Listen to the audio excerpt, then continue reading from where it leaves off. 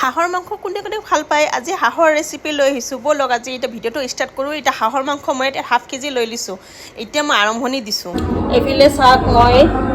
হাঁহৰ মাংস লৈ লৈছোঁ দেই লৈ ধুই ৰেডি কৰি লৈছোঁ আৰু এইখিনি পিঁয়াজ কাটি ৰেডি কৰিলোঁ এতিয়া ব'লক ভিডিঅ'টো আৰম্ভণি কৰোঁ এতিয়া তেল দি দিলোঁ দেই বেছি তেল নিদিওঁ তেল অকণ অলপ দিছোঁ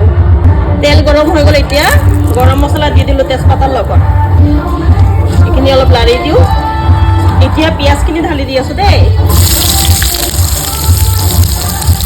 পিঁয়াজখিনি এতিয়া মই অলপমান ভাজি ল'ম বেছি নাভাজোঁ আৰু আৱাজটো আপোনালোকে শুনিবলৈ অলপ কষ্ট হৈছে কিজানি আমাৰ ওচৰত ফাংচন চলি আছেতো সেইটো ফাংচনৰ আৱাজ পুৰা দি আছে দেই এতিয়া মাংসখিনি আগতে ঢালিম তাৰপিছতহে মছলাখিনি দিম দেই নহ'লে আকৌ মাংসখিনি অলপমান ফ্ৰাই কৰি ল'ম বুলি ভাবিছিলোঁ এতিয়া মাংসখিনি মই দি দিলোঁ ধুনীয়াকৈ ফ্ৰাই হ'বলৈ অলপমান হওক তাৰপিছত মছলাখিনি দিম হালধি ধনিয়া গুড়ি জিৰা গুড়ি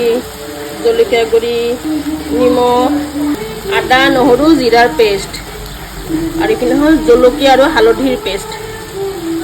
আৰু এতিয়া এইখিনি অলপ লাৰি দিওঁ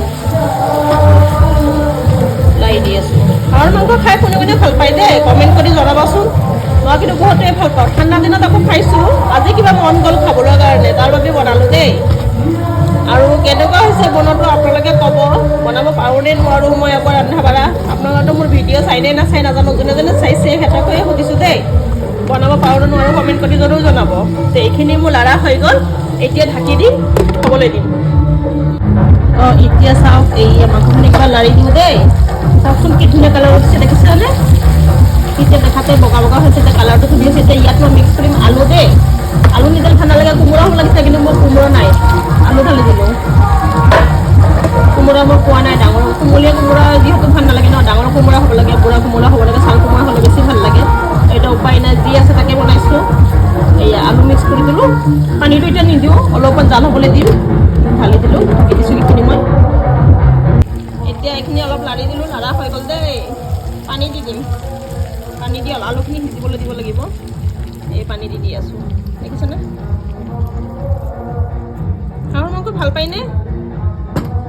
এনেকুৱা হৈছে কালাৰটো আপোনালোকে ক'বা দেই মছলাটো বেছি দিয়া নাই অলপ পুৰিয়ে দিছোঁ কিন্তু হাঁহৰ মাংসত তেল যে তেলৰ কাৰণে মছলাটো ভাৰি উঠে আৰু ওচৰত ফাংচন হৈ আছে কাৰণে আৱাজটো বেছি দি আছে দেখিছেনে এইখিনি এতিয়া মই পানী ঢালি দিলোঁ এতিয়া জ্বালা আহিবলৈ দিব লাগিব ঢাকি দিলোঁ দেই